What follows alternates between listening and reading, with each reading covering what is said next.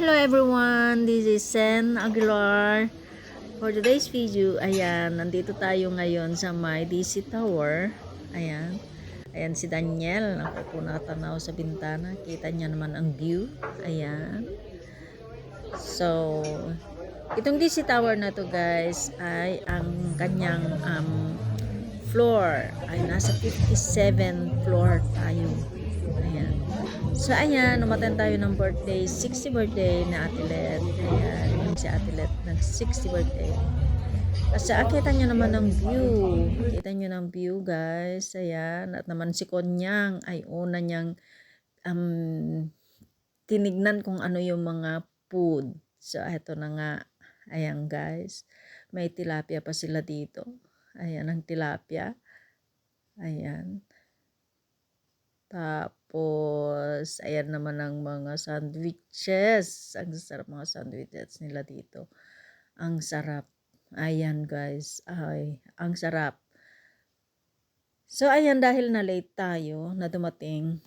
At siguro kakape na yung mga kasamahan natin dyan. Kasi late na late tayo din. Nagkaligaw. So, ito naman si Bingay. Kumukuha ng kanyang dessert na. So, eto na. So, ayan. So, panoorin natin. Ito yung mga dessert. Ayan. Ang sasarap. At may mga tiramisu pa sila. Ayan.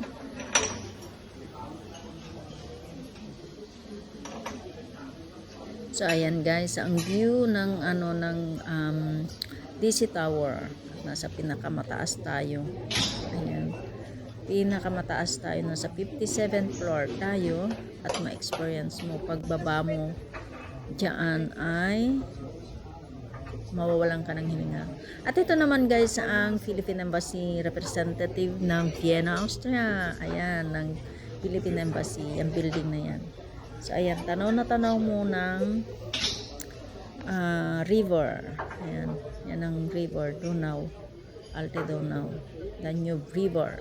So, ayan.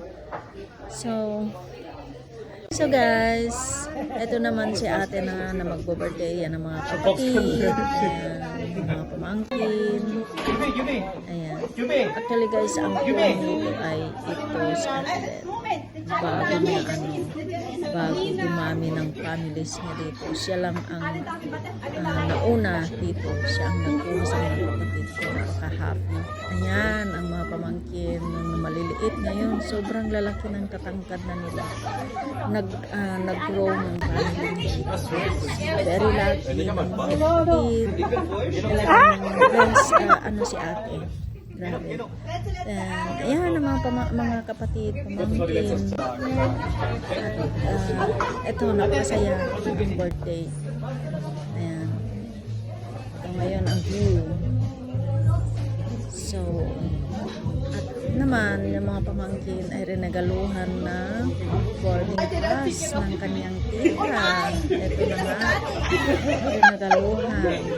So, actually guys, siyempre mag-60 birthday siya dahil siya naman ang kauna-unahang dumating dito. Siya ang nagkuha sa kanila. So, eto, pero well deserved naman na ate. Yan, birthday ate. So guys, ayan, tignan nyo naman ang blessing sa mga families niya. Siya nag-iisa, siya ang kumuha sa mga lahat. Mga kapatid na bagong kapatid na hanggang kaanak-anak sila, hanggang eto na, lalaki na nila. So, nag-grow ng family niya. Ayan, hawak niya yung kanyang boarding pass, si Ate Let. Diba? Ang saya. Sana all. Deserve niya guys na makareceive ng mga effort na sa mga kapatid.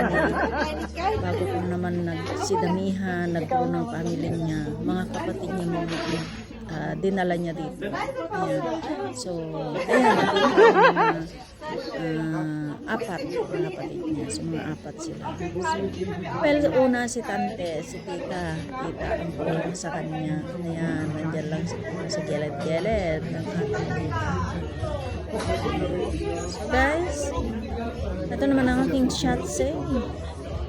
Nakatalikod. Ayan. Napakasaya guys. Ang birthday na ito. Ayan. Kita nyo naman guys, ang mga kapatid. Super blessed niyan.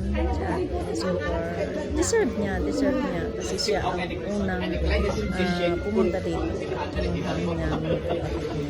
Tapos nag-asawa ng kapatid niya. Tapos nagkakaroon ng anak, grow ng Panginoon. So, sana lahat ng mga guys, lahat ng mga kapatid na nasa abroad, ganun din ang gagawin. Ayan, sasiyahan ng mga ayan, kahit sila kapatid niya ng sayaw ng sayaw. Ayan, si Jessica. Ayan, ang saya-saya.